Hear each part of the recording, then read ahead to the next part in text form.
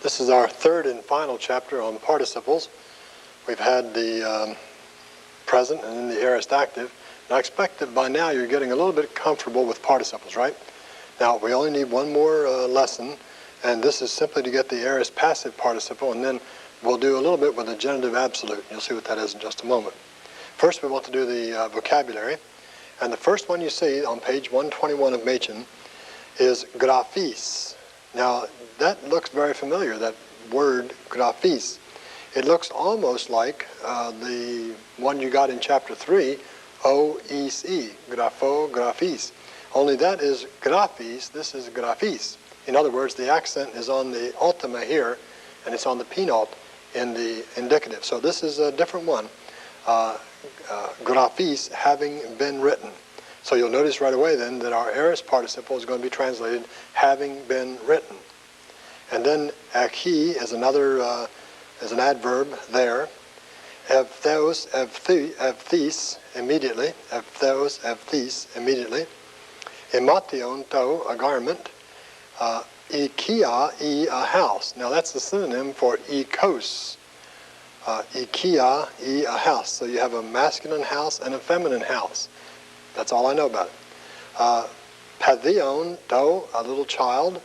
Synagogi, a synagogue. Synagogi, a synagogue. Stratiotis, a soldier. Now you see the stratiotis is masculine, and it's just like prophetis and mathitis. So here's another one of those forms which looks feminine, is ending, and is actually masculine. And philaki, a guard or a prison. So that's your vocabulary. We need to look now at the forms of the aorist passive participle, and you'll find those paragraph 259. We have them here in a little chart, and it starts with lithis, lithisa, lithin, lithis, lithisa, lithisa, lithin, and you'll notice that the characteristic theta epsilon we had in the indicative, we had theta eta. Now we have theta epsilon iota, or theta epsilon in this case. And it's just a matter of the short or the extra long as opposed to the long that we had in the indicative. Now, sometimes it's epsilon, sometimes it's epsilon iota. And it's easy to see once you get the key. And the key is this: whenever there's a sigma following that letter, it will be extra long. That is the epsilon iota. If there's not a sigma, it will be an epsilon. See it here? Here you have an epsilon iota, sigma. All through here, we have sigmas, and therefore epsilon iota, sigma. Epsilon iota.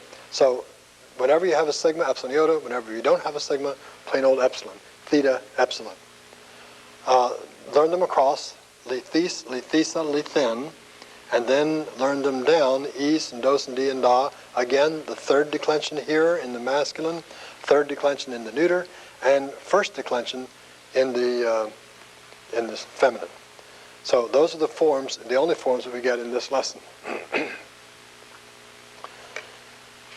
Then the use of the participle. Again, he uses the word like quite often, and I've mentioned all of this, I think, in paragraph 260, 261. 263 is accenting. We don't bother with that. Nothing to work on except until we get to paragraph 264, and we learn how to use it. Like the other aorist participles, there's another like.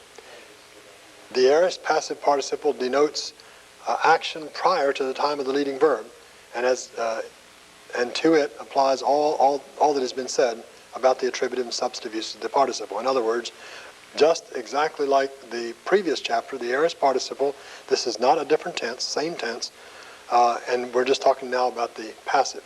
So we have the demons having been cast out. This is paragraph 264, the first example. The demons having been cast out by the Lord, they went away into the sea. Or, better, after they had been cast out by the Lord, the demons went away into the sea. I prefer to keep the demons with the main verb. After all, it is the subject of the main verb. The demons went away into the sea after they had been cast out by the Lord, if you prefer. But keep the word demons with apeilthen, That way we can we'll see the true relationships. So we're not seeing anything different. After they had been cast out. Having been is the translation, remember, and we drop the having, so it's simply after they had been with a past time main verb. In number 2, the example, they came to him after he had been raised from the dead. I would rather say, they came to him after he had been raised from the dead. No problem. After he had been. Again, just note that the participle, eierthendi, is the same case as afto. So it's he that is understood as doing the action of the participle, after he had been raised from the dead.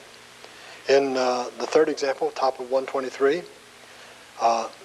the having been, this is with the article, the having been taught by the apostle men came into the house. Now that's a little bit awkward, so we'll say the men, using the top choice there, the men who had been taught by the apostle came into the house. Now everything we've said in the workbook pertains to these as well. So go through your workbook using having been loosed as your translation, and then the has, have, or had, depending on the main verb. All of that is the same, and we'll have nothing further to explain on that. The paragraph 265, I'd like for you to learn that. That will be on a quiz. Notice in Roman numeral 2, the article with the participle, o leon, and then it just gives the man who is loosing, should be the translation. Write that down. The man who is loosing. For the o leomenos, the man who is loosing for himself.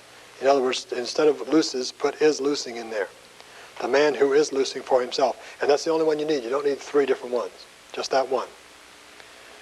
The man who is being loosed. That's the top line. That's a good.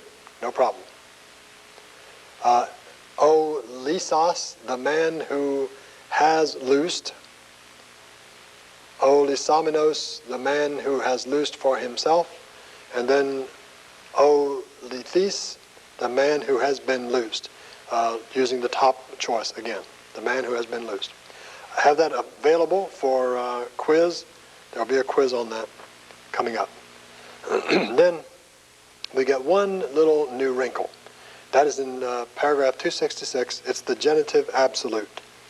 Now, by genitive absolute, he simply means a construction that stands out of connection. See that? Out of connection with the rest of the sentence.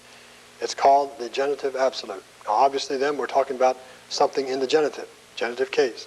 And we're talking about something that is not connected grammatically with the rest of the sentence. Now, it will be a part of the sentence, but it will not be connected grammatically. Won't agree with anything. That's what we're saying.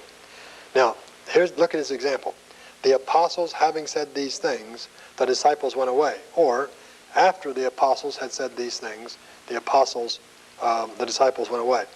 Now, I've diagrammed this on the board to show you. First of all, you notice this, that ipondon is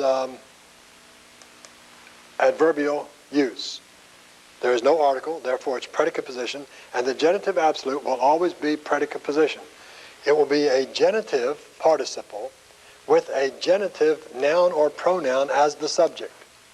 Genitive participle, genitive noun or pronoun, and that may be why they call it the genitive absolute. Now, absolute meaning that there is nothing here that agrees with anything up here. Normally this is used when the subject of the participle is different from the subject of the main verb. The disciples went away after the apostles had said these things. So, no connection between the two as far as agreement goes. Of course, it's an adverbial participle and it's modifying the verb, but there is no grammatical connection. Nothing agrees with anything. So this will always be a genitive participle with either a genitive noun or pronoun as the subject. It will always be adverbial, therefore always diagrammed under the verb. That's all there is to it. It's easier in the fact that you don't have to search around now for a subject for this particular construction. You already have the subject given. So watch for a genitive. Whenever you see a genitive participle, look around and see if you have a genitive noun or pronoun to go with it. In fact, remember that even a noun use of the participle can be that. A noun use of the participle can be the subject of a genitive absolute. It would look something like this. It'd be a really strange looking thing. Well, I can just use this one right here. If I wanted to I could have a genitive participle here, say, and that genitive participle would be tone, and so forth. So it's a noun, remember. A noun use of the participle, it can do anything else a noun can do, and one thing a noun can do is be subject of a genitive absolute. So you can see a participle there, and I'm telling you that probably for some reason. You just might find one in your homework that's just like that. And don't say I didn't warn you. So, now, something that I said is in here in Machen, let me underscore it. The second paragraph on page 125. It should be noticed that the genitive absolute is normally used only when the noun or pronoun going with the participle is different from the subject of the finite verb, that is the main verb. Note that. Now, the number 2 example, while he was saying these things, the disciples went away. Now, the legondos is the genitive participle, and the aftu is the subject of it. So it's aftu legondos tafta. That's the construction. And then the main clause would be verb, apielthon, and subject mathite. So that's all there is. It's a adverbial participle with its own subject, and they're both in the genitive. The third example, when the disciples had been taught by the Lord, the servants went into the desert, say. The disciples, mathiton, subject of the participle, and the subject of the main clause is iduli, say. So that's what you'll see there. Now, looking in the exercises, perhaps I can help you a little bit by pointing out some things. For instance, number 1 has a genitive absolute. See that? First 3 words. Number 3, genitive absolute. Number 5 has one. Number 9. Now see how nice I am? I tell you all about the genitive absolutes. So do those, and I think that there shouldn't be any problem. If you have further problem with the participle now, after you've done this homework, if you aren't quite sure, then you ought to go back and review. Wherever you're doing this, whether you're doing it at home or church or some school, they're available to you, I'm sure. Go back and review, because if you don't have it solid when you finish this chapter, then there may be some problems going on to something else. We'll be looking forward next time to going to the subjunctive mood, and until then, we'll let you get back to your homework and get going on that.